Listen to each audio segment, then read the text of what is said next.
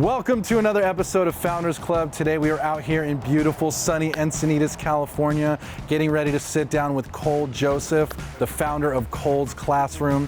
He recently sold his business for 8 figures, and we're going to be talking about all sorts of exciting things around his exit, how he grew and scaled his business using webinars, some of his best tried and true marketing strategies, and how he built a complete business around a tribe of raving fans, and how you can too. If you have any questions, leave a comment down below. If you like the show, smash that like button, subscribe right now, and if you're on Facebook, get on the Facebook group Real Closers, and we'll see you on the inside. Sitting here with Cole, excited to have you on. First things first, we're sitting here in your backyard, and you have a mountain bike track. Yes. Tell me about that.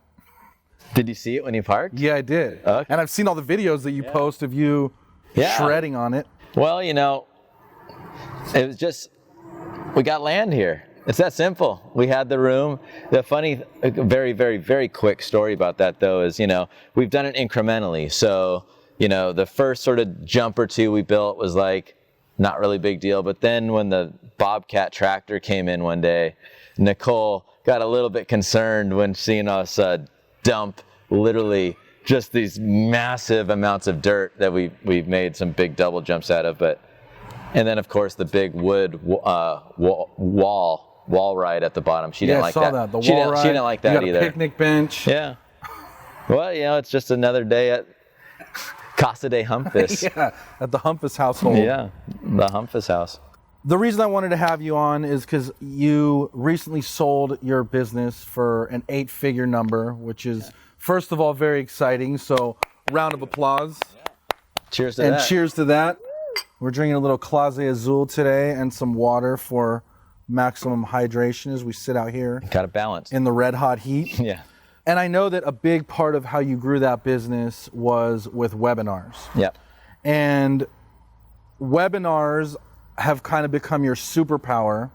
And I think that webinars in real estate are kind of like a foreign concept. I don't think they're used very often. Right.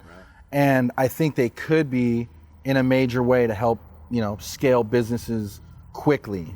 But first, I wanted to just ask a little bit about why you like the webinar format. Yeah, I mean, webinars were definitely and have still been one of our main acquisition tools that we use. I'll try not to use the word funnel because everyone and their mom uses the word funnel. But yeah, the reason why I like the webinar so much is because it's, as I like to say, it's a great lead gen combined with revenue generator. So it's sort of that lead and revenue component at once. You know, it's think about the traditional way of doing online marketing with, like, you know, the old school, like, people still do it, so it's not that old school, but the PLF formula and the 3-part video series pre-launch, then and you're taking them through this process that lasts, let's say, a week or even 2, right? From pre-launch to the end of the closed cart. Where on a webinar, you can basically do not the same thing, it's obviously different, but that same idea of they're consuming a lot of information, but you have their undivided attention for 60, 90 minutes. And then there's an opportunity for them to take the next step, which of course is the transaction. What I love about it is it's not just a list builder, it's a revenue generator, but it's a revenue generator with that educational and that value first component. Mm-hmm. You know, the problem with traditional launches in terms of those 3-part video series and all that is, especially nowadays, holding somebody's attention to have them open up that 3rd video in that series and find it in their email inbox and not their promotions tab. And so there's so much funnel leakage that way, where once you get them on that webinar, they're yours. And they convert way, way, way better than if you were to send them to a sales page, obviously. I love that. And I want to break down exactly kind of your methodology and how you did that and all of that stuff. But I also want to kind of connect the dots for the real estate folks out there, because I know, again, that this is really underutilized in our space, and I think a huge opportunity for those that are doing it the right way. For example, you could put together a first-time homebuyer seminar, which people are doing all the time, live and in person. If you could convert that to a webinar model, You could then run traffic to it, deliver a lot of value, get a lot of loans for your lender, get a lot of buyer transactions for yourself. Or if you're running farming campaigns, you could pitch out-of-state owners really easily. There's also different situations where there's multiple owners. Let's say there's 4, 6, we've even seen 8 owners on a property. So you can get them all on a webinar, pitch them at once, get everyone on the same page. There's also different niche walkthroughs. So you could talk about like probates, for example, give a ton of value on how those work, walk through the process, short sales, any of that kind of stuff. You could also use it to present development projects, put together a webinar around a specific development, use that to pitch and go out and find buyers. On the other side of that, you can also use it to raise money for projects, right? Do a webinar to raise money for projects. So that's just kind of to connect the dots for the real estate folks that maybe hear, oh, webinar, like what are we talking about? Like, why are we talking about webinars? So I just wanted to kind of like bridge that gap a little bit. But tell me again, based on your experience, is like the key to a great webinar? Yeah, well, what I've learned from doing so many of them is, you know, the key on the webinar is really to master the 2 components, which is the actual topic, because it doesn't excite me to go ahead and put a webinar up and then hope that we get 5 people signed up organically through our website, right? So so everyone understands the importance.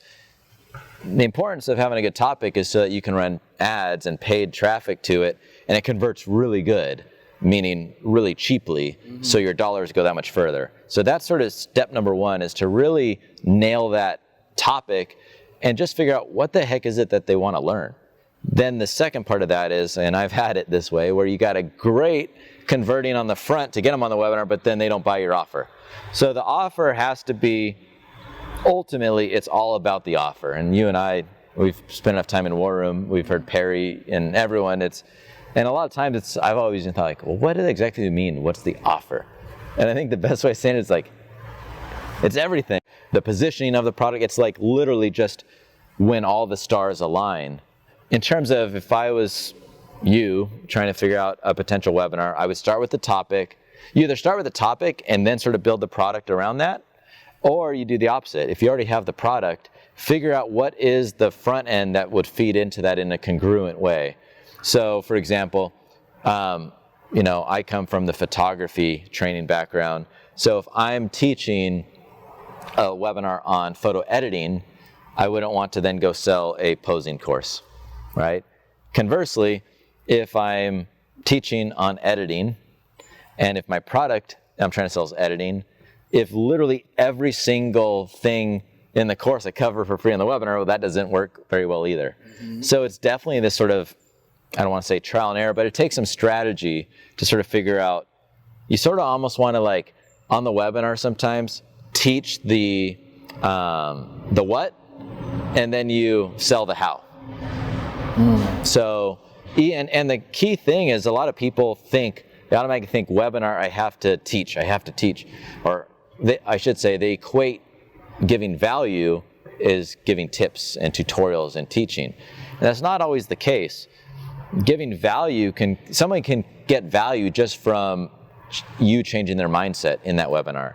Them walking away from that webinar thinking that now there's hope for them with whatever challenge they're trying to, work through. So just keep that in mind, because a lot of times when you think like give the what, sell the how, sometimes that what can be not go very deep.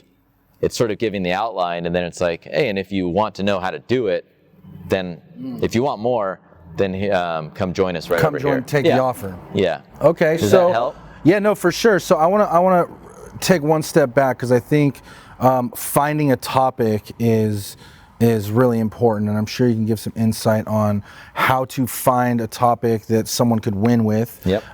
We kind of went through a couple of ideas, but what would you do in terms of how to find something that you think is a hot topic? And just to put it in context, you had a photography business, so you were running cold ads straight to a webinar funnel? Yes. Okay, you found a really hot topic that made people want to click, opt in, and join the webinar like immediately, or at least schedule it. Yeah, I mean, and just a quick note on that, since it'll be helpful for everyone, that you could do a live webinar and you can do Evergreen webinars where they basically run on autopilot. And without going into details, they both have their strengths and weaknesses.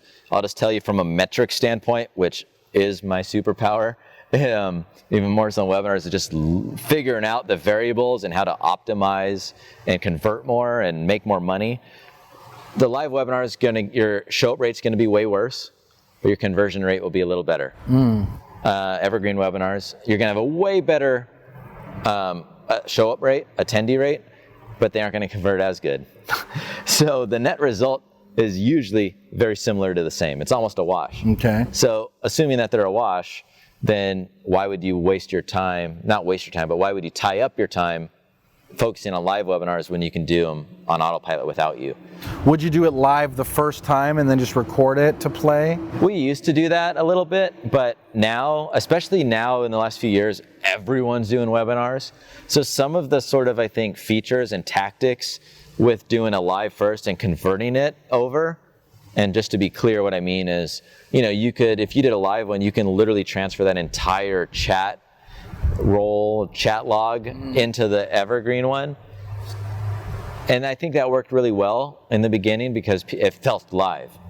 But it no longer feels live because everyone's doing them, and on the consumer side, everyone knows everyone's attended them, right, to know this isn't live. So what we do now is, for the sake of just faster execution, we just record a presentation ourselves, 100% pre-recorded, dump it in. And that's a good segue into talking about how you sort of find the right topics, which is you test. And the key is to be able to, how can you test really fast? How can you test to where it doesn't take you a month to, wait for the video crew to come in, or for you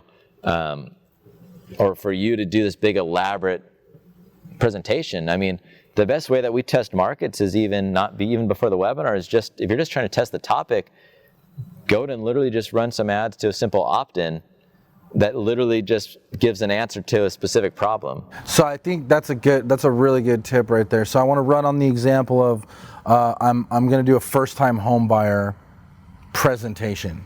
Yeah. So in your example, I would just Google around, find questions that people are asking around that topic, pick one, run a test ad to it, see if anybody opts in, and then based on that, you could turn that into a full presentation? Yes, but to take it one step further, for people that already have an audience, instead of having to Google it, I literally just ask the question. Either two things, it's always pain or pleasure. So number one, what are the pain points that somebody's having with their business? So what are they struggling with? Or where are they aspiring to go? That's the pleasure, right? So and you can ask it both ways to your audience. So if you got people already, don't do no fancy Survey Monkey, type form, whatever. Just literally, in my case, often, it could be an email list, it could be a Facebook group, whatever.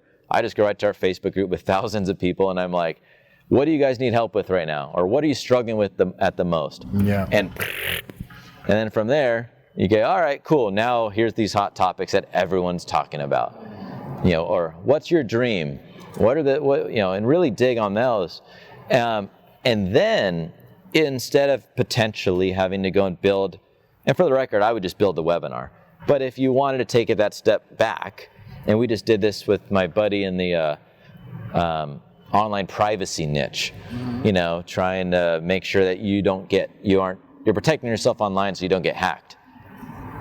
Instead of going out and, here's what most people do and what they do wrong. They go and spend all this time and money and effort to make a course. Creating a product. Yeah, create a product, make a course. And then they're like, all right, well, let's go sell it. Mm-hmm. And then they don't make much money. Or if they try to run ads and it's not, the profitability is not there and all those things. And then they're like, oh. So we do the opposite. We say, all right, well, let's just go ahead and make a simple opt-in, a lead magnet, right? And run some traffic to it and spend $100, $200 and just see what the average cost per lead was. Mm-hmm. And if you did 3 to 5 different topics, you're going to see this huge spread of, one might get you $2 a lead or opt-in, one might get 10, one might get 5. And that's what I would use. Let the data do the talking to see what is it that people care about. I love that. What are they basically raising their hand with their money, right, or their time in that case, and then go after that. And for us to do that research is fairly straightforward. There's tons of real estate forums, Yahoo Answers, Reddit threads around real estate, Zillow threads around real estate. Yeah, top 5 questions for a first-time home buyer. Yep. Right? Or the top 10 mistakes. A big hot trend I'm seeing right now, and it's something that we're planning on testing, is to go the mistake route.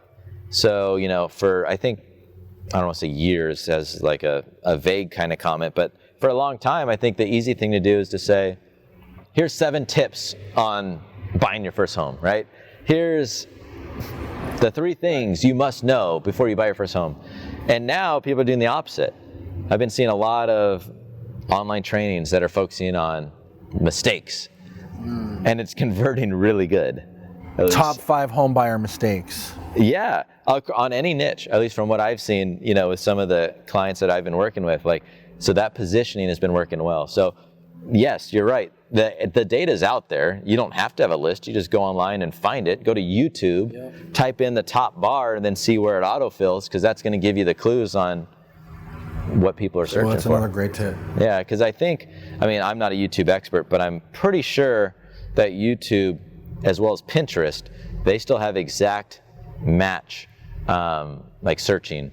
So when you start typing it in, and it shows you, and probably even Google, the other stuff people are searching for. It's literally the other stuff people are searching for. It's not like the algorithm spitting out. It's literally, that's it. And do you know the tool Keywords Everywhere? No. All right, so here's a cool tip for everyone. I'm 99% sure it's called Keywords Everywhere, but it's a Google Chrome plugin, and it will literally show you search volume when you type in a search or a phrase or a keyword, whether it's on Google, whether it's on YouTube or whatever. So if you're trying to make YouTube videos, it's a great way to see that you aren't wasting your time with doing videos that people aren't searching. Yep. And it's way easier to use than like the old Google AdWords, keyword research tool and all that. Love that. So that's another thing that you can do, and just leverage basically hey, I think this topic is what people want, but are people actually searching for this or not? Yep. And we use vidIQ for a similar thing too, that just does analytics for YouTube searches. And it's made a big difference in terms of figuring out what people are searching for. Right. And even just one variation in the term, is apartment investing better than multifamily investing? And just figuring out what those different words are that are hot and getting more traffic. We'll push your stuff a long way. And then now let's talk about the actual webinar itself. How much of it is content versus selling? Yeah, the basic sort of format that most webinar gurus would have sort of taught is, you have your intro. Let's think of it in phases first, right? So you got the introduction phase, where you're basically just hyping people up, making sure that they stick around, right? Then you're going to build authority and credibility so that they know that they should listen to you and later on buy from you. Then you're going to share a little bit of your story, but not too much, especially these days, because time is money and people get weird about that. And then you're going to transition into the sort of the value, right? And whether that's teaching the what, the step-by-step plan, the mistakes, the tips. And then from there, the best way to transition into the close is just to usually ask a question. And there's a few, and I put myself on the spot now because it's been a long time since I've made one. But yeah, a question is usually the simplest way, and let me go ahead and not cop out of this. A good question you could probably do to transition into the offer would be like, hey, Oliver, or obviously it wouldn't be my name, you're to everyone, but hey, today we covered such and such and such. We covered the 7 mistakes, and in just these 45 quick minutes, we were able to cover so much information. But the problem is there's really so much more out there, and now you might even have to figure out how the heck are you going to implement all these things, right?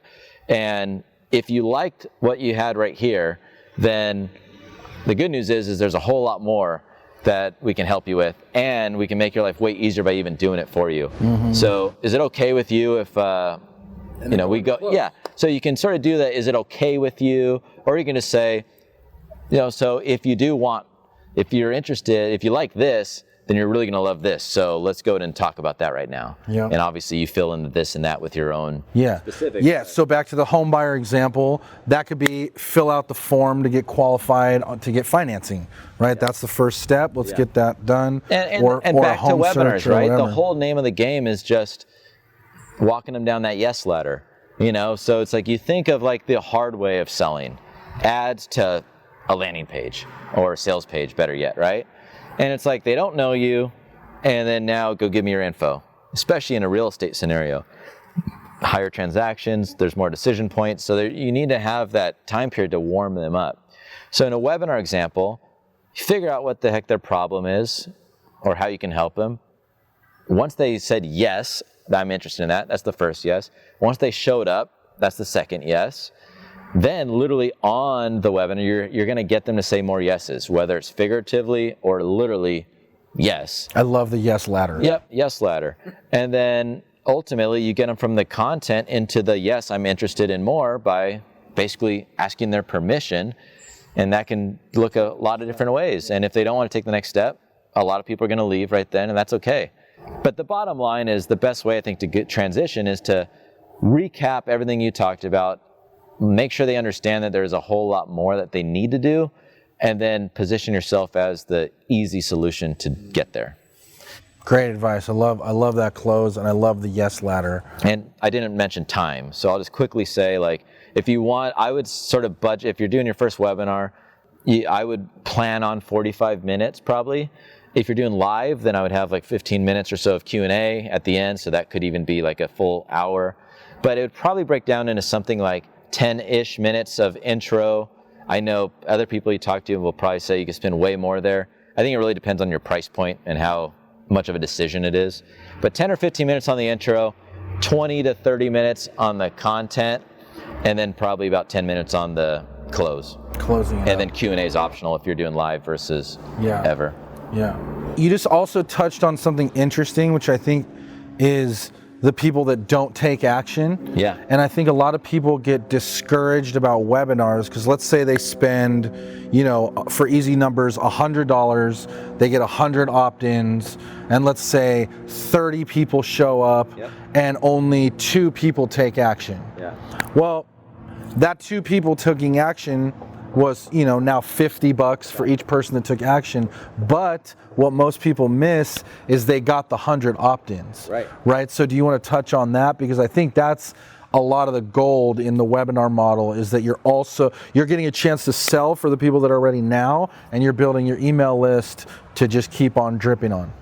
Yeah, I mean, it goes back to the beginning of talking about why I like it is because it's a lead gen and a revenue gen. So that's exactly speaks to that. And, you know, to the extent that you can take these things as complicated or as not complicated as you want, meaning you can have retargeting Facebook and email campaigns to get them on a new webinar at a different time, on a different topic, on a, you know, at the end of the day, people are busy. So it's definitely nothing to take personal. And the truth is the show rates have continued to go down. So it's definitely made things harder rather than easier, not going to lie. That's across the board harder. Ad costs are going up, show up rates are going down, conversions are going down. Why is that happening? Well, because everyone's advertising now, because everyone has a webinar now. So it all makes sense. So really it's a matter of still going back to what's the most important thing, optimizing for the lowest cost per registration, and then the greatest LTV. Juice on and of course, lifetime value, that's not necessarily specific to the webinar, but just in general, it's those 2 metrics. So basically cost per lead and earnings per lead. Cost per registration, earnings per registration. And And one of the biggest challenges for the people that are in the info space is their margins generally aren't that large, right? The thing about on the real estate side is when you take someone down the path and you get through a first-time home buyer seminar, you get them financed, you sell them a house, you've made quite a bit of money in terms of lifetime value in comparison to someone that's selling like a $99 product into $1,000 boot camp or something. Or $49 one-time products. Right. Yeah. Exactly. No, it's totally true. And, that's where it's so dependent, and that's where real estate people have a total edge. Now, granted, the cost per lead is going to be more expensive too. Right. But that's okay, because it's all about that spread. Like, I'll pay $200 for a lead all day long if they're worth $250 instantly, or better yet, over a lifetime, maybe, $500 to $1,000, then it's a no-brainer. Then you just go all in. And, that's where the real gold is made, is not building the product and then just sitting and waiting for it to get purchased. It's to create that optimized, I'm not going to say funnel, that optimized path of increasing that spread, right? It's all about, and that's a real estate term and finance term, it's all about the spread. How much does it cost me to get somebody, and how much are they worth? How much are they worth today? How much are they worth 30 days from now, 90, and 360, and beyond. And a cool thing that you could also do in the real estate space is kind of like a hybrid model, right? Like if you had an info product or got one ghost written or put a PLR one together, whatever, that was just a continuation on the first time home buyer. So it's, now you've done your webinar, if you can get 2 people to maybe fill out a form to take action to get pre-qualified and go see homes, well, can you sell another 8 to 10 people a $49 info product or video series? I mean, or better yet, what you can do is just leverage the leads that you have and sell the leads to create channel partnerships with the lenders and all these ancillary, right, services. Oh, go on, you're heating up.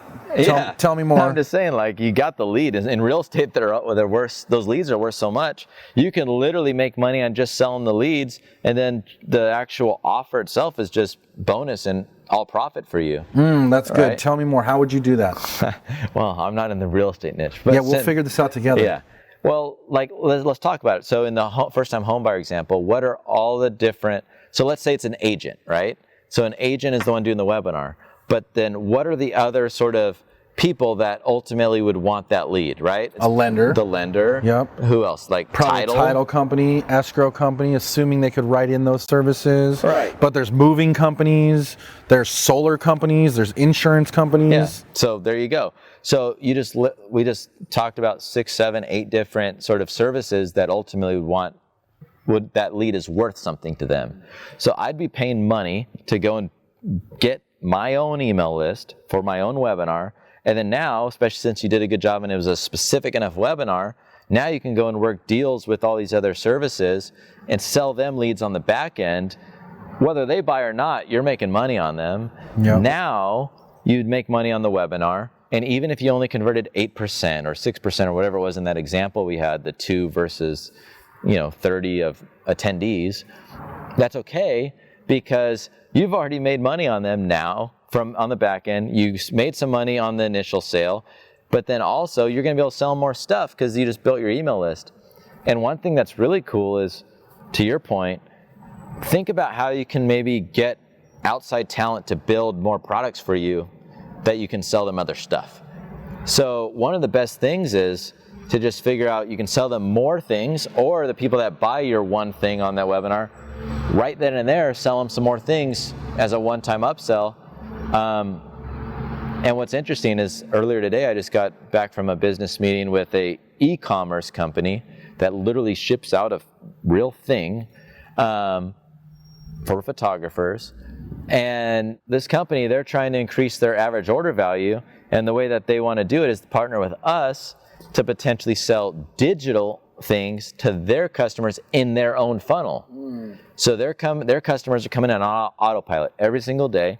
And instead of just selling the thing that they're buying, now they're like, they want to bolt it on. Hey, do you also want, now you need to learn how to use the camera. Here's this cool thing from us, and then it's a rev share for us. So that's a cool way, to your point, of like, don't get caught up in like info versus physical versus SaaS. Yeah. They all work together in different ways. And one thing that we're doing now is testing physical as a front end to then sell them info. So That's some good stuff. And you could even have, like, if you had a bunch of vendors that you already work with, and there's probably hundreds that you could think of if you just sat down with a piece of paper, you could create a resource guide that you could give away that was just nothing but affiliate offers on the back end for home related services. Literally, it's funny because some of the easiest things that even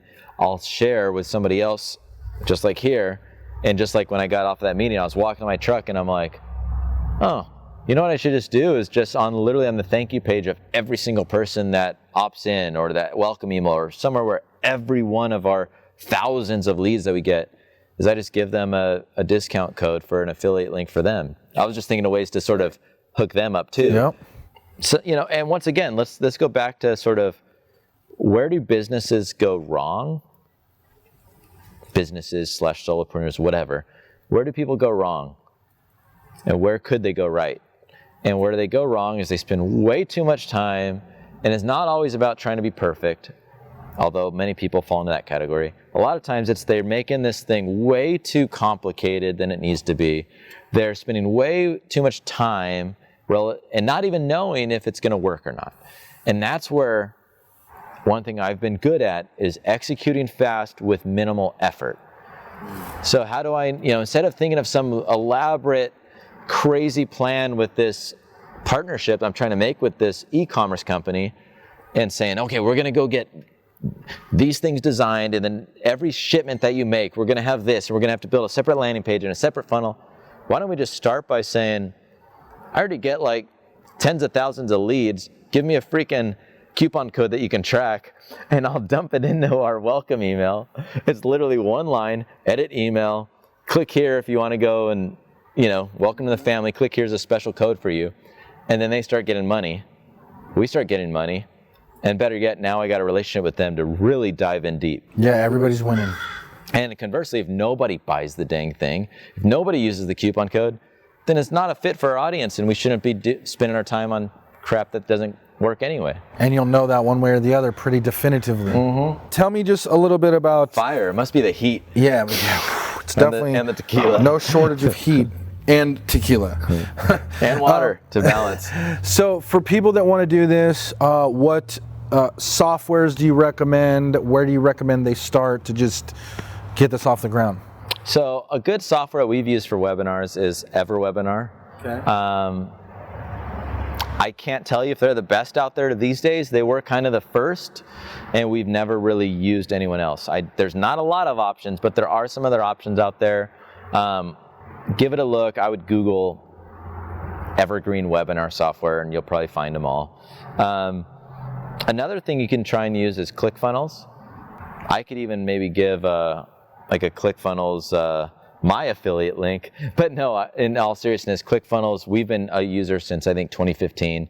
They're the best software. We still use them even though we have a team now. The reason why we still use them is because it makes it easy for non-techie, designy people like me to build an entire funnel like that. And I can actually share like, opt-in funnel for you and you, right? Very easily. So the real reason why I brought up ClickFunnels is if you didn't want some of the features that Everwebinar has, you could just simply do an opt-in like with ClickFunnels, and then on the very next page, there's the webinar. So what you would lose in that situation is you would lose that like signing up for a specific time. You can do that, but I'm saying not to do that in a ClickFunnels approach. But what you gain is literally 100% of the people that sign up are going to see some portion of the webinar. They are not going to stay as long because they are not as committed. But once again, it's still a numbers game. So if you have 100% technically show-up rate and your conversion rate is, let's just take a bad example of 1%. But then if you did an Ever webinar and you had a 30% opt-in rate, then that means you'd have to convert at 3.33%, or not a conversion rate, a show-up rate. So if 30% showed up, you'd have to convert at 3.33 times more just to make the same. So you see, it all depends on... A lot of variables. A lot of variables, but you don't have to do them all. You just pick one and then optimize from there. And then you just said something that caught my ear. So you're driving the cold traffic. they're going through your ClickFunnels opt-in page that you built really easily and quickly, and then are they going straight to the webinar? Does it start right away? Or is there, let's register, it's tonight at 7 o'clock, or pick a time or whatever, like? In the ClickFunnels example. Yeah. Yeah, I would just do right there. So, or just in the best practices. Yeah, you would have to use some extra additional software to be able to, show in ClickFunnels. In the software, if you wanted to look it up, is called CF Pro Tools. I'm pretty sure they do this. But you can basically make that sign up, pick your time functionality in ClickFunnels, but it takes third-party software. So what I'm suggesting is literally just, hey, for your convenience, the webinar is on the very next page. Go watch it now. That's it. Watch it now. The problem is then you got people who are like, oh, I'm not ready. Yeah, I don't have that much time right now. Absolutely, your conversion is going to be worse, in my opinion. I haven't tested it yet. We did a small test once and it didn't work out good, but I'm going to test it again. So you could say, hey, go here, you can watch it now live, and then also email them a link to watch it later for those that can't watch it now? Like in EverWebinar, that's exactly what we do. That's what you do. So in EverWebinar, it's easy because they do all that for you. So that's the benefit of using EverWebinar, and it's not expensive. I want to say it's like $500 for a year. So it makes it pretty plug and play. Oh yeah. If you have ClickFunnels and EverWebinar, you can pretty much do everything we've talked about. Technically, if you're just starting out, you only need EverWebinar. You sort of only need either or, unless you're doing, if you wanted to do like really good looking opt-in pages, then you definitely want ClickFunnels. And maybe I'll hook your people up with some like good opt-in pages or something. Sweet, man. Appreciate that. We definitely are no stranger to that. Lots of opt-ins. Love it, man. Great advice on webinars, so definitely appreciate that. So I want to shift gears a little bit. Okay. What I think is really cool about what you were able to do was that you turned your passion into not only a career, but profits and income and an eventual 8-figure exit. Yeah. So tell me just kind of like the Cliff Notes version of the story. Cole's Classroom started about 7 years ago. About 7 years ago. And it started because, so I was working in corporate finance. I stalled for a minute to think of Cliff Notes version, but don't worry, I'll keep it brief. So I was in corporate finance at a college. And at lunchtime, me and some of my buddies would go and we just would shoot the shit talking business ideas. And none of the ideas ever stuck. I would shoot them down, they would shoot mine down. We just sort of were, this was back in 2008, by the way. And then one day, or maybe it was in 08, somewhere around that recession time, right? And bottom line is one day, one of my buddies was like, hey, my wife quit her job to go be a wedding coordinator. And I was like, oh, cool. And I was like, hey, even in a recession, people are still going to get married. And then we sort of were talking about wedding photography. And he was like, yeah, I got a friend who does wedding photography and they make like $4,000 a wedding. And my jaw dropped because at the time that was my monthly salary. Right, in college, you're like, that was my monthly salary. And I was like, dude, that's a great idea. So I went back to my desk and I started like researching how to become a wedding photographer. And I basically just decided in like 20 minutes that there's a lot of competition, but if I could be probably better at business than even half of them, then there's enough people getting married that I should totally make some good side money, because we had no plans to ever quit our jobs kind of thing. So yeah, it was 2008, because not Cole's Classroom, not online, actual weddings. So I went into my friend Tara's office and I said, hey, guess what? And she looked at me funny and I said, I'm gonna be a wedding photographer. And she laughed and said, do you even have a camera? And I'm like, nah, but I'm gonna get one online and internet. And get started. I'll teach myself on the internet. So I did, and I bought some books and I taught myself. And then I actually liked it. I legit liked taking photos, and it was fun, and I loved the challenge of just trying to take a better photo. And I started doing photo shoots for my friends just for free for practice. And ultimately, I put myself out on Craigslist and started getting my first clients. And that first like $450 gig for a Thai Buddhist wedding elopement that I booked while at my day job, I remember when that freaking phone rang and I went out there outside of my office and I was like, yep. Let's chat. The old Craigslist hustle. You never know what you're going to get. And it was literally like, oh, when's the wedding? Oh, this Friday? Yes, I'm available.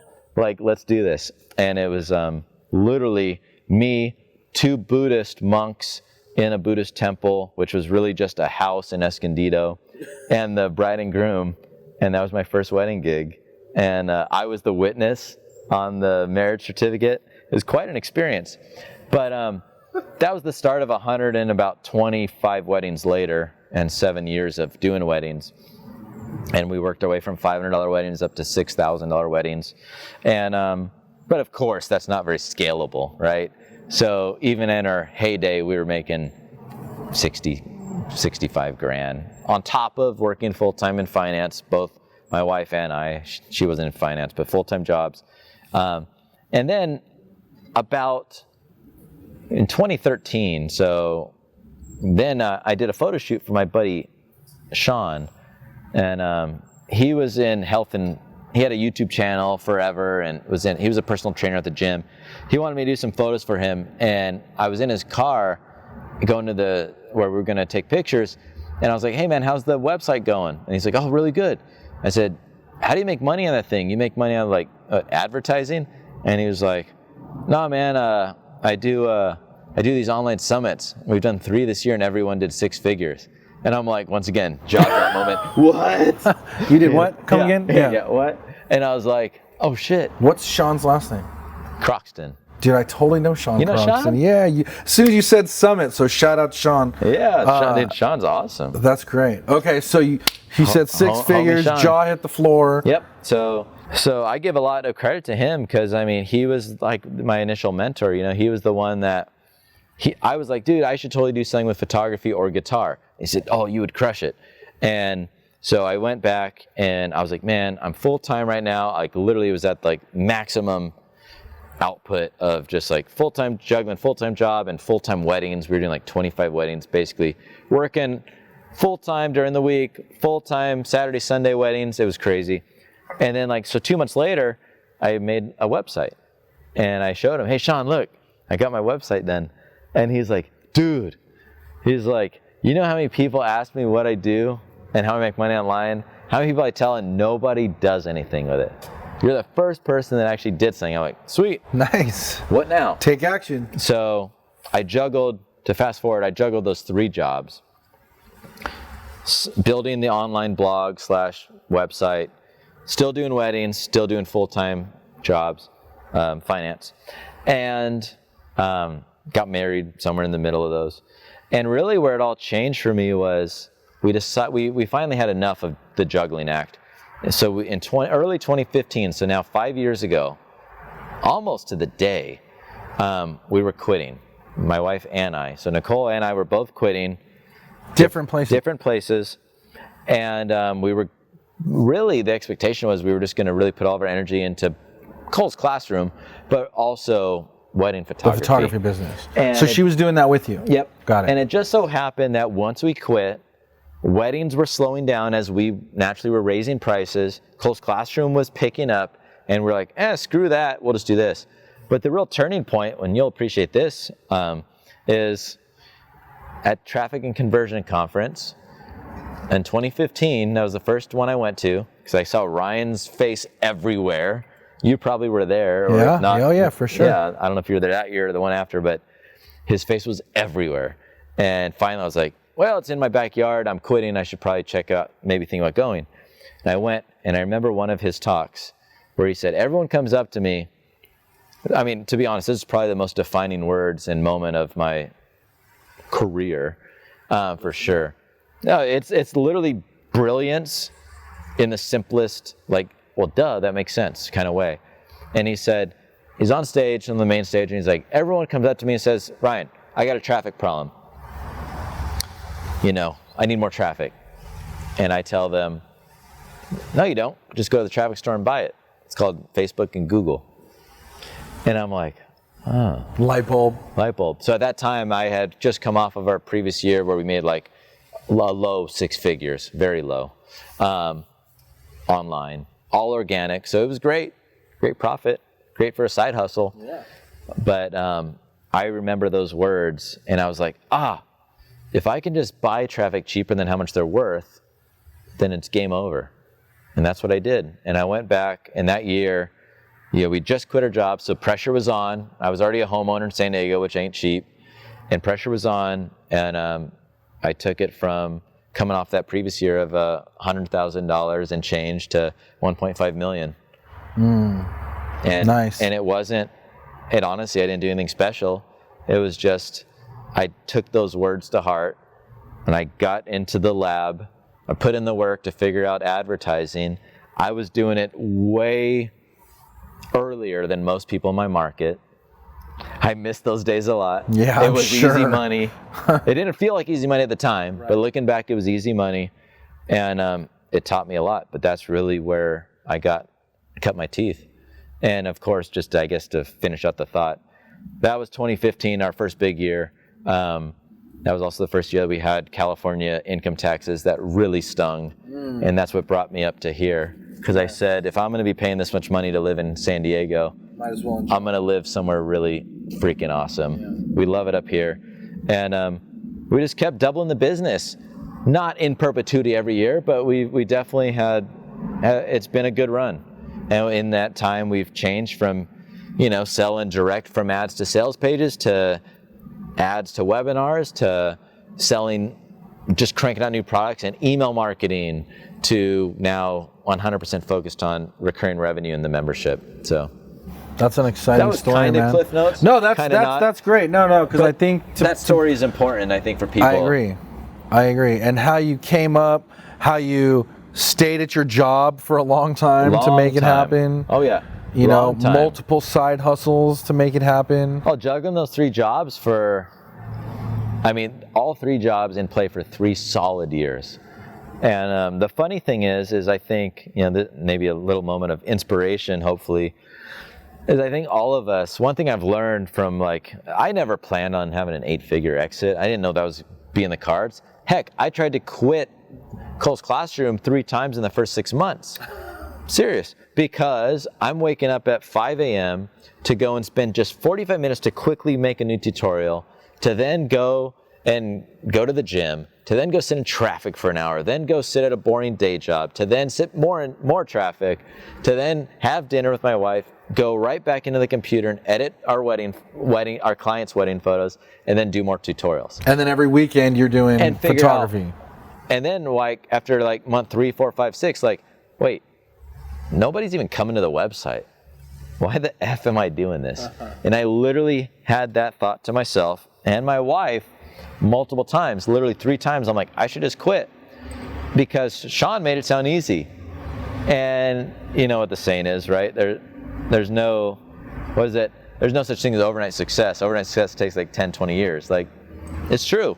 We have to put in the time before you can reap the rewards. And the only reason why I kept going, I don't say the only reason, but the main thing that happened was it just so happened that one of my free tutorials started getting some good SEO. We had this one tutorial that started getting traffic, a couple hundred hits a day, nothing crazy. And how many had you produced before that? I don't know at the time. Probably we probably had it wasn't anything crazy. It was probably a solid 30. So, because I think there's a huge lesson there. 6 months. Yeah. But we didn't get any traction until and by anything I mean no one emailing, no blog comment, no YouTube comments, no likes, no this, yeah, just no you're that. Invisible. And I think that is what a lot of people get discouraged by in the creating content game, is they think they can put out 3 videos and they're like Gary Vaynerchuk all of a sudden. Well, look at you. Look at this operation. And for those of you who can't see it, there's 1, 2, 3 video cameras, a producer, a sound engineer behind. And this is a free thing you're doing. Yep. And I say that to give you guys major props and also to indicate this is the only way that it can be done nowadays.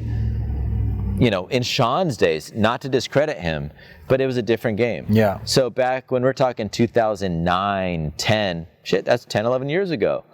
it was a different ballgame. And those that were the pioneers, like Sean, and even me in 2015, there was a time when it was easy money. I know Ryan and Perry and all those guys remember it too. Those days are gone. Yeah. Now it's the long game. Yeah, now it's like a real business. It's a real business game that's online, which means you have to go back to those fundamentals. How much is my lead or customer worth today? Or how much am I paying to get them today? How much are they worth 30 days from now, 90, 180, 360, and so on? Yeah. And let me tell you, now that I'm involved with SaaS and software, real businesses will spend a lot of money today and not see that money again for a long time, and then still make a ton on them. It's just a waiting game. It's the long game. Yeah. And that's where most people who are new either won't have the mindset, won't have the skills to know that mathematical forecasting, and or just won't have the patience To sit or it out. desire Yeah. or balls. Yeah. I mean, all of those. yeah. I mean, sorry to be crude, but you got to have balls to put out a bunch of money today, knowing that you may not see it again, or if you do, it might not be for another year. Yep. Sorry to go off on a tangent, but I'm real passionate about this because it's the world I've been living in. You know, I came from the easy, not from a work ethic standpoint. That was never easy. That takes time. I missed a lot of good college friend parties on the weekends because we were shooting weddings or writing tutorials. But easy from the sense of, back then tactics you were able to get enough of an edge with tactics that tactics could carry you to, as ClickFunnels would say, you're one funnel away from $1 million. Nowadays, those tactics are essentially gone. Why? Because everyone is freaking doing them. Right. So they lost their effectiveness. So then it becomes, you have to like put your big boy pants on, big girl pants on, and be like, well, what now? Yep. How do I still build something of enough value that if one day I want to sell, if I'm not making a lot of profit now, but that's going to change. It's very interesting and something I totally geek out on. And but we're also in it as well. So what changed then, going back to you're there, you're producing all this content, you're getting no love, no engagement, then all of a sudden you're sticking it out, you know, which you're in for the long game, so to speak. So now what was it that kicked the door open on that? Yep. Well, first off, a funny note is the long game to me back then was like, let me just go another 30 days. Yeah. You know, that kind of mentality. And I just wasn't ready to give up yet. And what changed was, like I said, we had an article that was on newborn photography. It was a free tutorial, and I'm laughing because I didn't write the tutorial. In fact, it was the only tutorial that I didn't write at that time. I didn't write it because I'm not a newborn photographer, but I have a good friend at the time who was a newborn photographer, Crystal. And so she wrote the free tutorial. Suddenly it got magically ranked on YouTube, Google as #1, and we're getting a couple hundred hits. And literally, me being the data geek that I am, I'm like, well, look at all this. We got traffic coming for newborn. Guess what course we should make? Newborns. Newborns. We got newborn tips for free. We're gonna make a newborn course. Yep. Hey, Crystal, let's make a course. I'll pay you. And she's like, let's talk. So that arrangement changed a little bit, but I paid her $4,000 to make the course. We did just like this at my house, not this house back then, my Allied Gardens 4-bedroom, 1,100 square foot, 1950s, tiny starter home, which was a cute home, by the way. Yeah. But we literally sat on a couch and recorded 85% of it with one camera, one videographer, and talking through these different, modules on how to be a newborn photographer. We had one shoot that we went on, an actual newborn shoot. We filmed her working.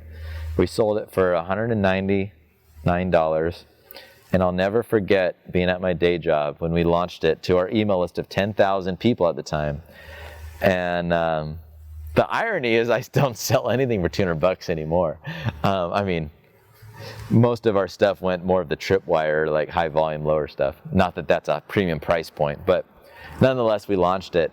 And I never forget, I was using eJunkie at the time. Do you ever remember eJunkie? Yeah, of course, yeah. So that was like the shopping cart, Yep. I guess. And my phone goes ding.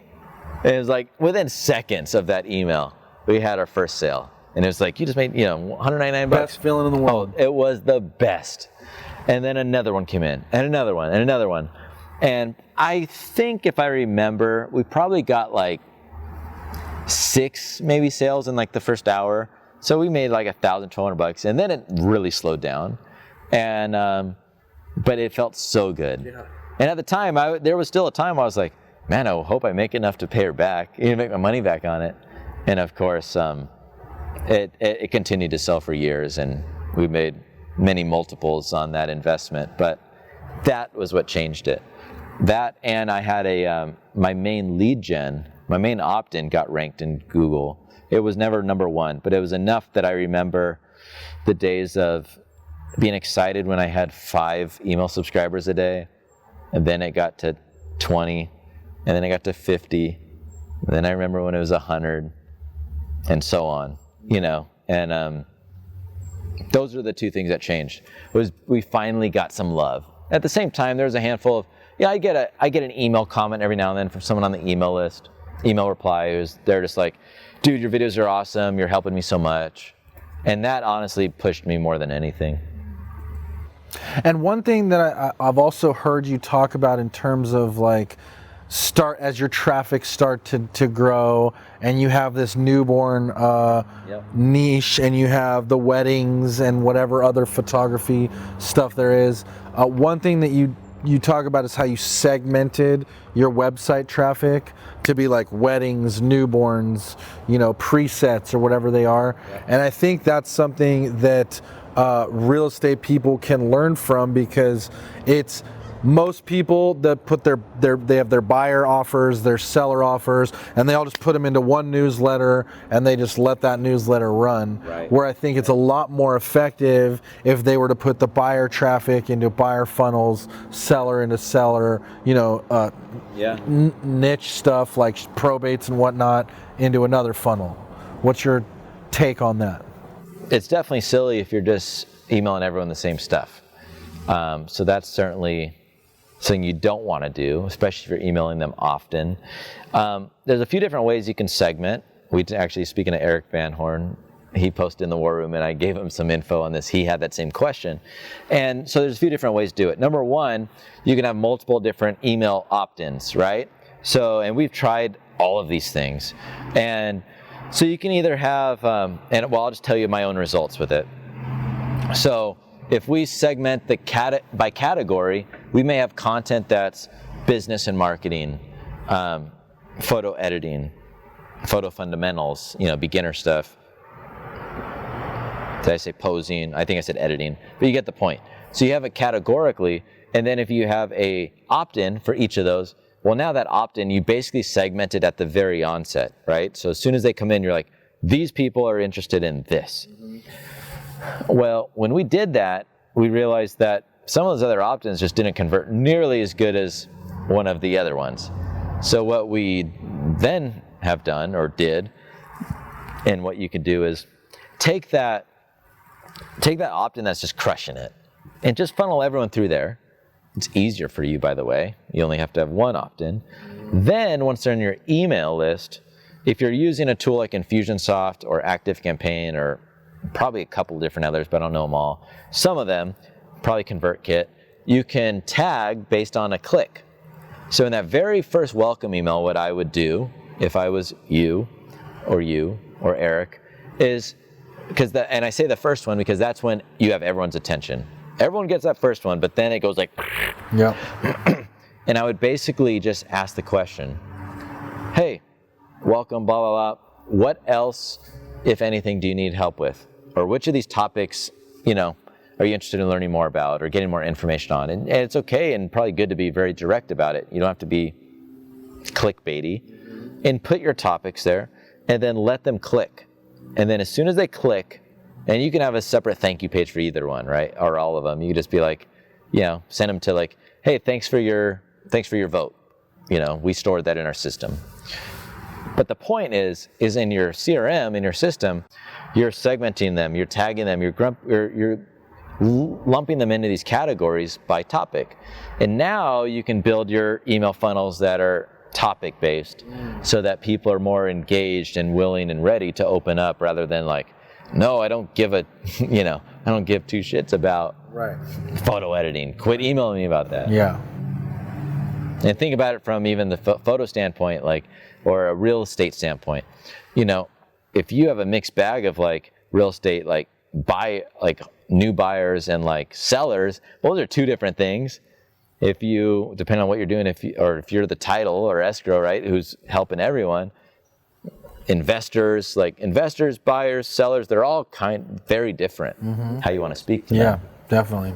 And then tailoring that message to that demographic, whatever it is.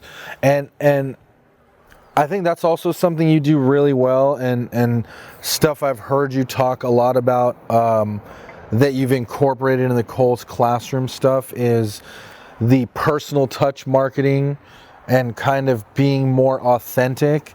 And so I just want to get you to expand a little bit on that, on how someone could put that into practice. Yeah. I think the easiest thing, I'm chuckling because I had a good example of that this morning.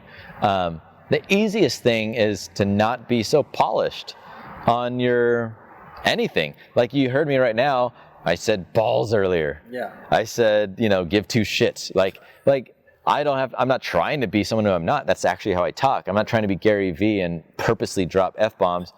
To be fair to him, that's probably how he talks. I'm not doing it to be cool. I'm doing it because that's who I am.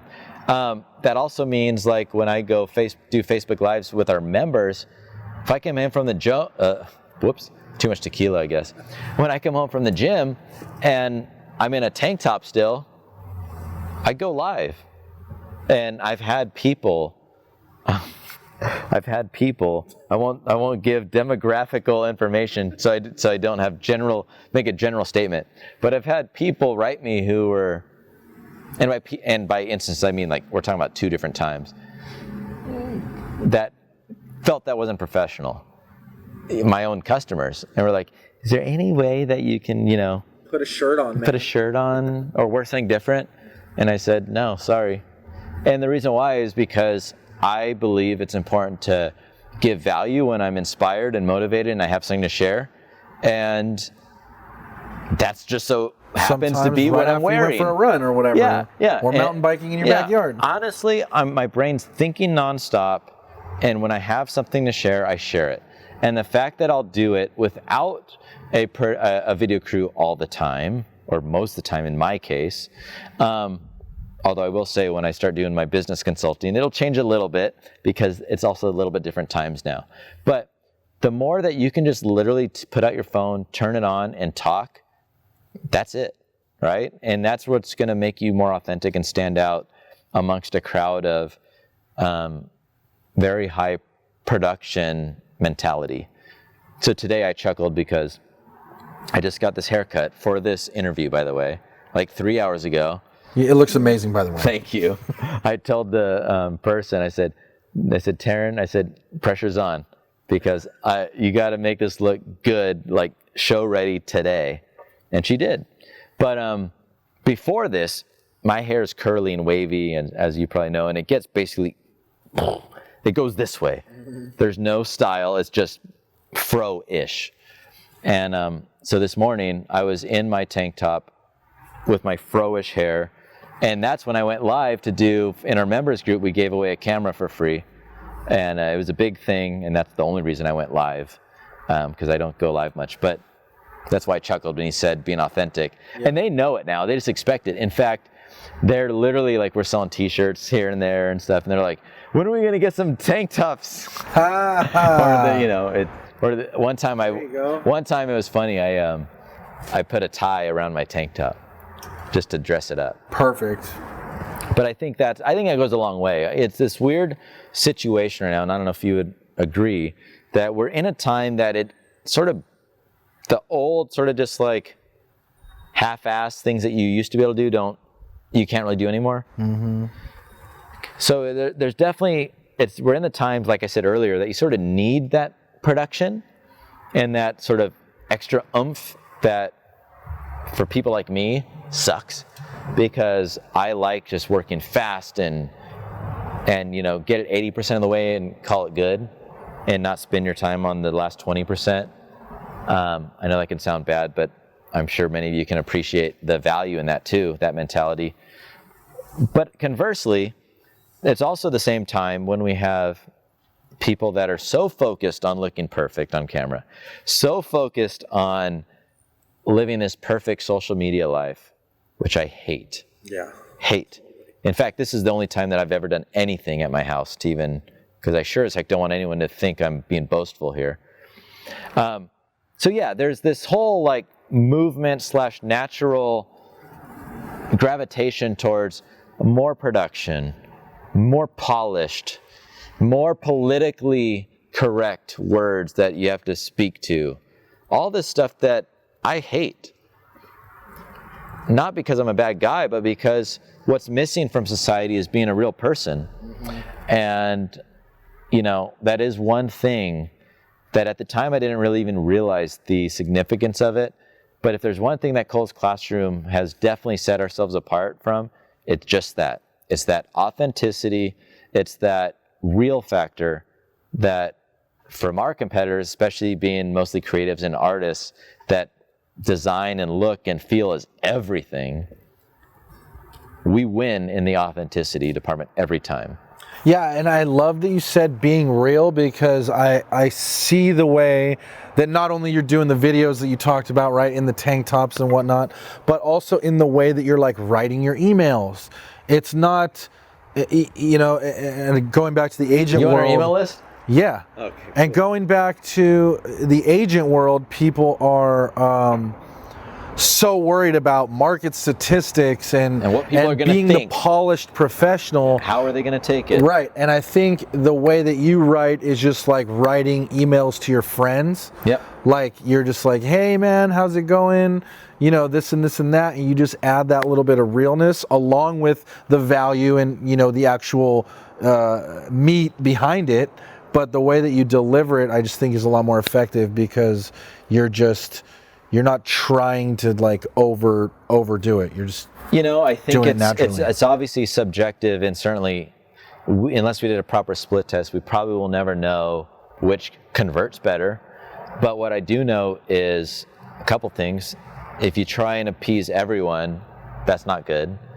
And in either case, I have friends in the photo world that are super polished, so much so I tell them not to be so much, and they'd probably do better.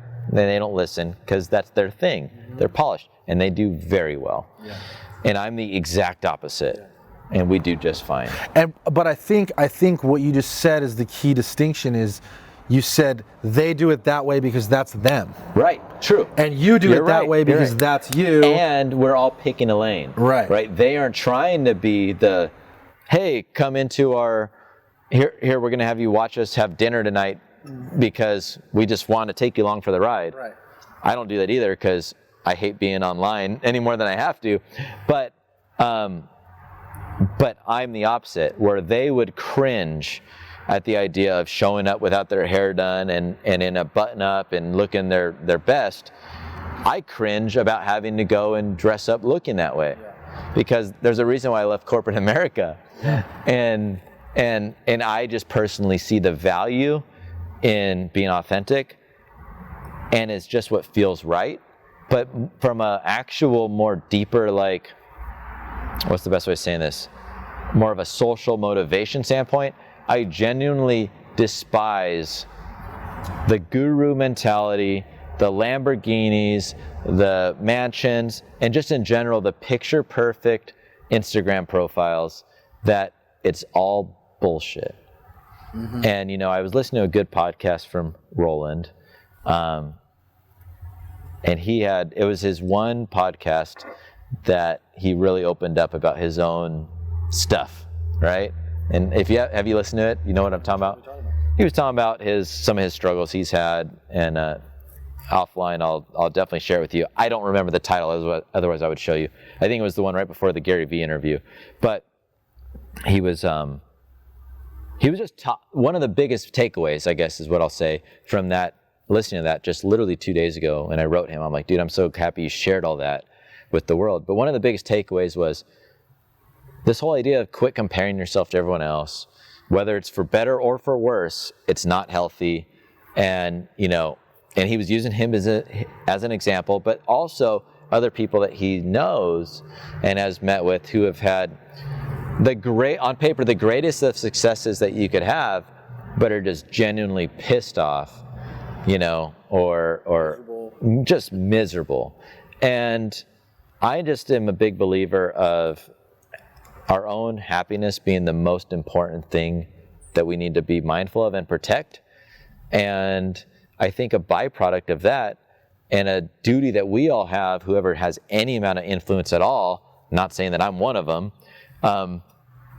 but in this manner, I guess I am, is to really just sort of do the opposite. Do the opposite of that Instagram picture perfect, and just share reality, share the truth. Because there's nothing that's more inspirational and motivational Preach on it. Yeah. Be authentic, be real, be happy. And for the record, as you can appreciate, we obviously have plenty of friends in the war room. And I'm sure it's the same in Winter Circle.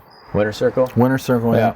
And, I don't know about Winter Circle, but I assume it's the same, where it's like, I know when I was joining War Room, I had this expectation of what it would be like in there.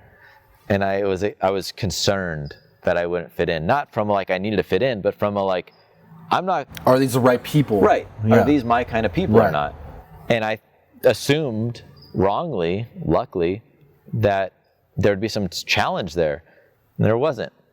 And now, here I am 5 years later, along with you, I think, going on year 5. Yeah, year 5. And the coolest thing is we are amongst the most successful people, including people like Ryan, Roland, and they're the most real and humble, just about everyone. Cool, fun to hang out with, down to earth, yeah. And that's the best. And I'm not going to go down a total rabbit hole, but with it being the times that we are in with politics and the election, all I'm going to say is time and time again, it's extremely frustrating that there's such a general bad consensus of people who have money or who have been successful. And I think so many people, probably not people who are watching this, but other people that have this viewpoint that success equals greed and is wrong somehow. And is wrong, and they're bad people, and they don't pay their fair share. And they're out to get you. And there's all these ridiculous things. And the one thing that pisses me off the most is to know how wrong that is. And some of the most generous people that I think both you and I know are the most successful people. And anyways, I think it's our duty to do our part to sort of prove people wrong and show them that that's not how it is. Yeah, I agree, man. That's a big problem from top to bottom, but I don't know if we want to go down that hole. That's all I'm gonna say. Yeah. So back to the community that you were able to build around Cole's classroom. Oh, we have to talk about that again? Because I do think that that's something that you really did well, and I think a lot of people miss the boat on, is around turning their customers into like a tribe and a community. So I just wanted to get your thoughts on that. That's a great question. So, it's sort of a natural byproduct of when we went into the more membership route, because that gave us a sort of different caliber and quality of client. B, Perry, I'm going to totally butcher it. So there's, between Perry and Ryan, we've heard the same quote, but it's something like from Napoleon, that said, it's amazing what people will do for just for stripes. Yeah, for just basically a colored piece of yarn or stripe. And it's true. So there's status involved with community. There's identity that's involved. These are my people, and not to discredit my people, but part of I think in a perfectly curated world, which is sort of the society we live in, there's so much pressure to look that certain way, to have a business that's doing at least 6 figures, right? Or whatever that is for my clients. It's gonna be different for your clients and yours. But there's these social status milestones that are really just BS on paper that people sort of subscribe to. And in our case, we kind of just like said, F all that. And the beauty of that was we basically had this like open arms mentality of like, hey, if you have these problems and you're looking to go here, we're here to help you. And as cheesy as it sounds, no question is a stupid question. So bring it on. And what that did is it naturally created a safe place. That safe place turned into a family that turns into people that stick around forever. Now, of course, that means not everyone who comes in sticks around forever, but time and time again, let's just put it this way. It's amazing when I ask people about what their favorite part of being a member is, because keep in mind, we have literally thousands of dollars of value worth of courses available to them. And the thing that they say is their favorite thing is the Facebook group. Which is easy to fulfill. It's the most free to start. Yeah, it's the most frictionless thing for them to consume, frictionless for you to produce. It's just there. And anytime that we have people that try and like colleagues or consulting clients that are like thinking about like they want to have this like forum and this experience on Facebook, I'm like, why? People live on Facebook. Yeah. Make it easy for them. Yeah. So, you know, I think. And just to piggyback on what you just said there, I know someone that has a really successful track record. They've built a Facebook group of just all their past clients, and they just work that group constantly. They're referring business to all the people in the group, and there's only about 100, 150 people in there, but it's really active. They're really engaged, and he gets a ton of business out of it. Yeah. And it's only because, you know, he's giving value to that community, and they all know, like, and trust him. I think giving value comes in a few different forms.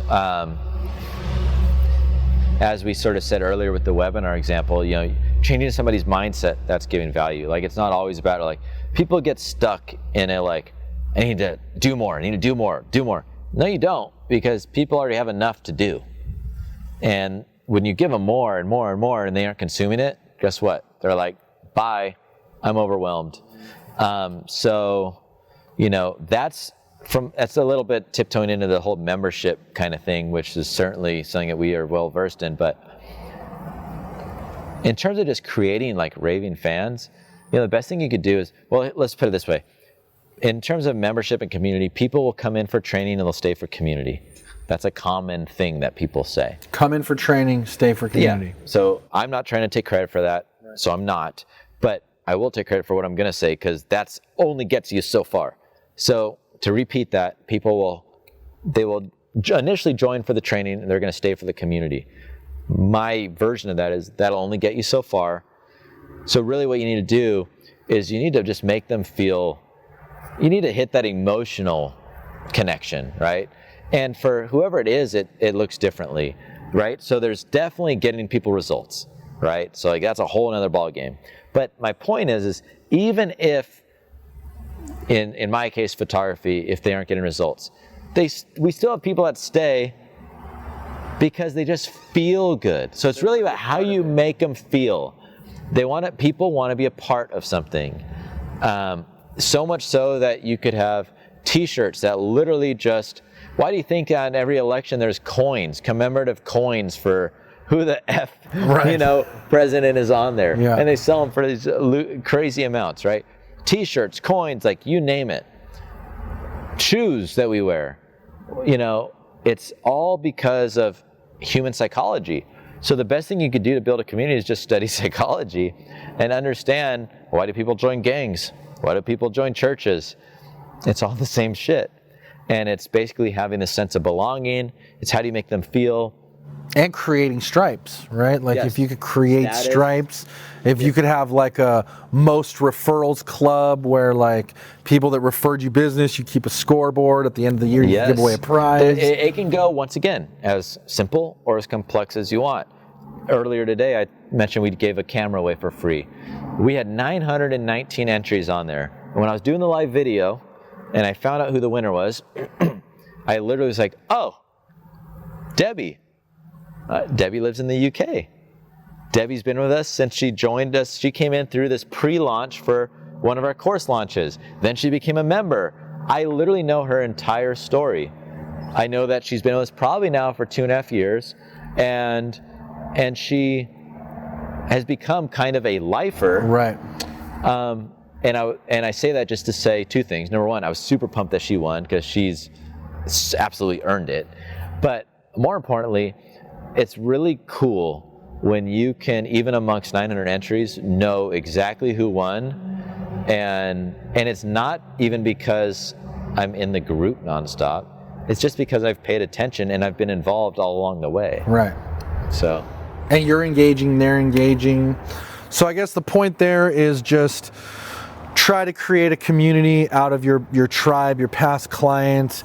Think of ways that you can gamify it, get creative to where you can enhance people's status, give them shout outs for referrals, different things like that. Yeah, the easiest and make it fun. Yeah, I mean, since I sort of dodged the question accidentally, the easiest thing I could say is figure out how to make them feel better about themselves.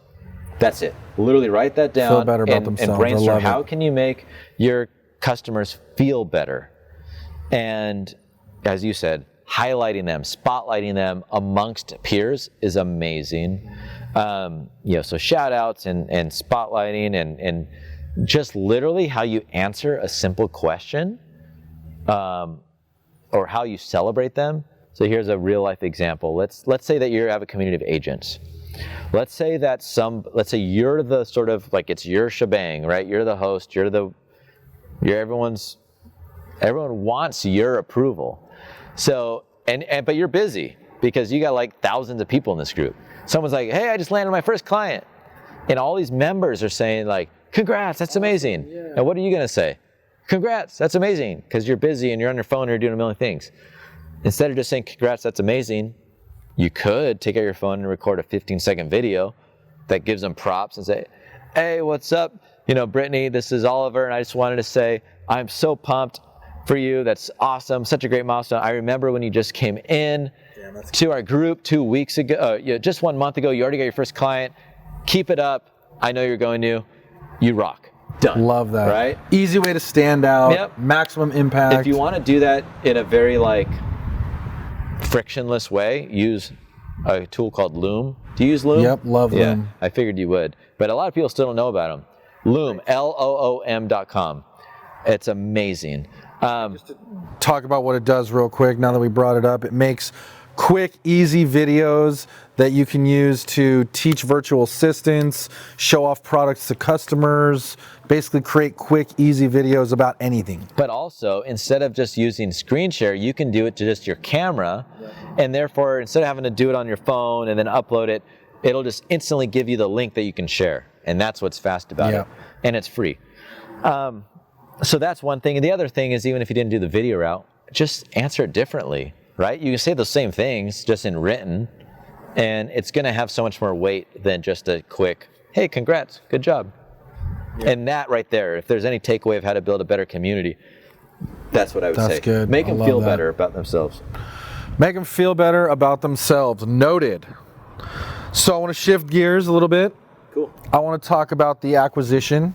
Yeah. Because obviously that's like the dream of the entrepreneur, right? Create a business, grow it, scale it, sell it eventually one day.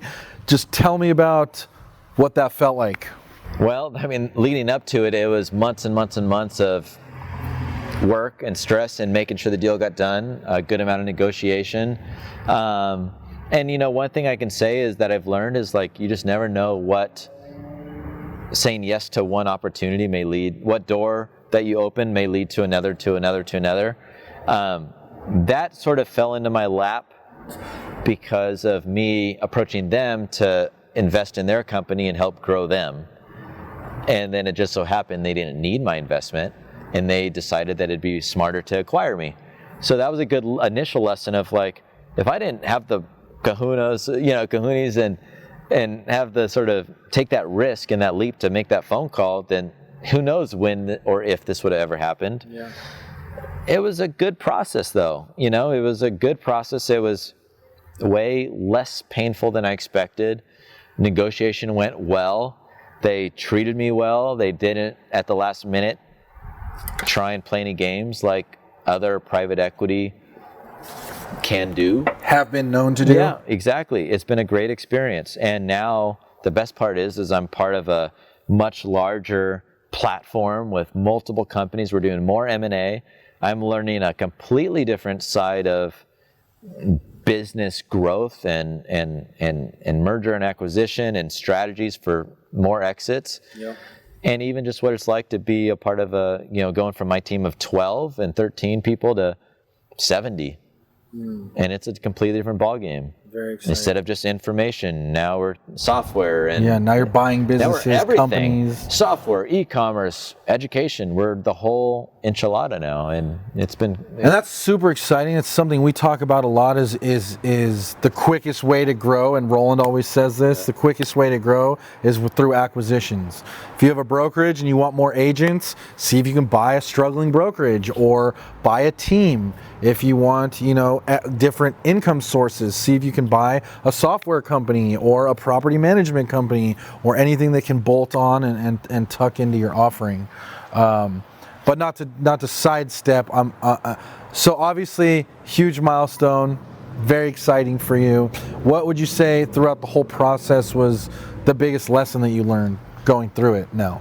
Going through it then or since? I'm saying looking back, what would you say is the biggest lesson you learned as far as the acquisition?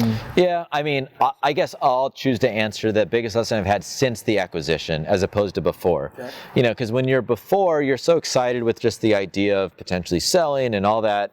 And, you see dollar signs and you're just like, this is what needs to happen. You're just so focused on that. And then once it's done, you're like, well, what now? And in my case, nothing changed at all, which for you who knows me enough, you'd probably be like, well, yeah, that sounds like coal. But for others, they had these big grand plans of going and spending all the money. I didn't.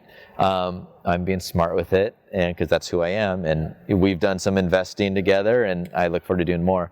The biggest lesson from a business sense, and the biggest thing I could say to anyone is be very mindful. I get a couple lessons, but be very mindful of what you've built.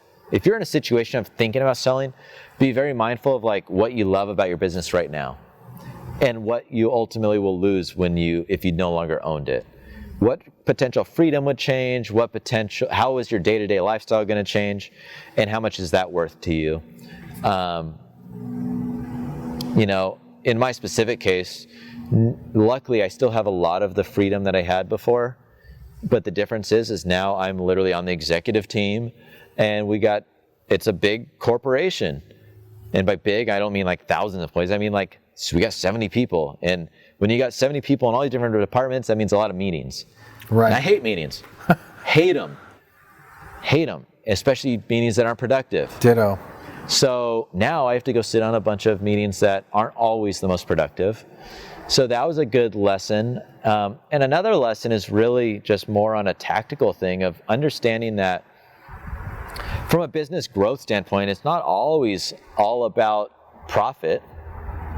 And sometimes it's all about profit. It really comes down to what you're trying to build. Are you trying to build a business for yourself that's printing cash? You're trying to build a business that is going to maximize potential value and then sell it? And what kind of business is it? Is it info? Is it software? Is it SaaS? Because all of those things really lend itself to sort of a different roadmap or playbook. And, we're in a case of hiring very high-level, C-level positions, and our profit is, of course, going like that because our op expenses went up. And for me, who's used to building a very profitable, multi-seven-figure business, I'm like, whoa, do we need all that? Mm-hmm. And then the truth is yeah, because where we're going is up here, so far above where So you're still excited. You're now on a bigger team. It's just different. They acquired you, different. And now you're. It's a different ball game, and it's not bad at all. It's not always good. there's different frustrations, there's different problems, but there's also different goals, there's different milestones, and there's different paydays that'll come along with it, or lack thereof. Yeah. It's a different ball game, and it's made me, the biggest lesson is thinking like a big business, even if right now we're still a startup, or if you're watching, even if it's right now it's just you.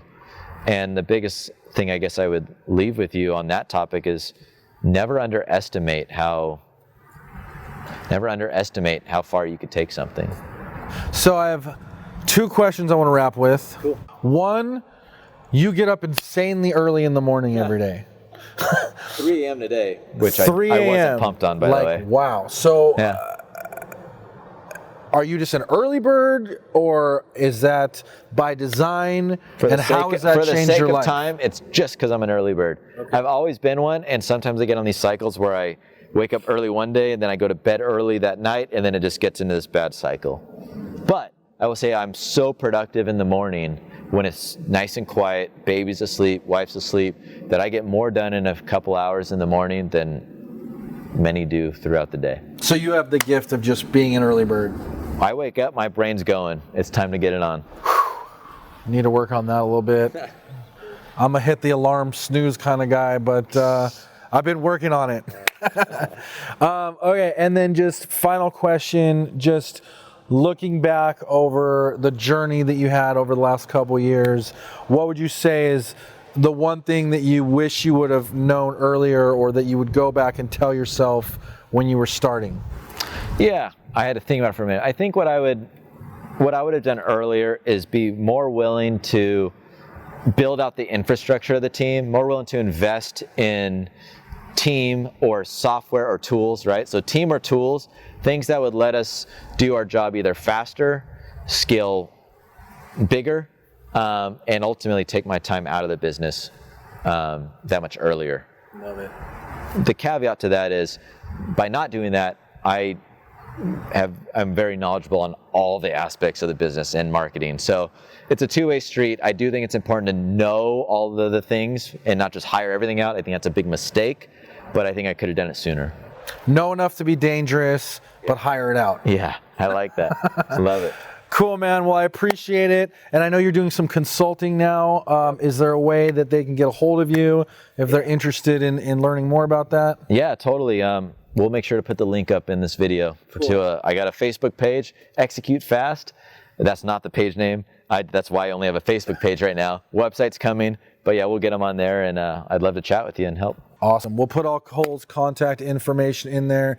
If you have any questions about anything that we talked about, just leave a comment down below. I'm sure Cole will circle back and answer any questions that come up. Yep. Also, if you are on Facebook, get on our Real Closers Facebook group. We're about 65,000 active real estate professionals, and we love networking, sharing ideas, sharing strategies, sharing what's working, and most of all, if you like it, give us a like, subscribe to the show, tell a friend, and we'll see you on the next one. Really appreciate it, Cole. Yeah. Thanks a lot, man. All right, buddy. Cheers. Thank you.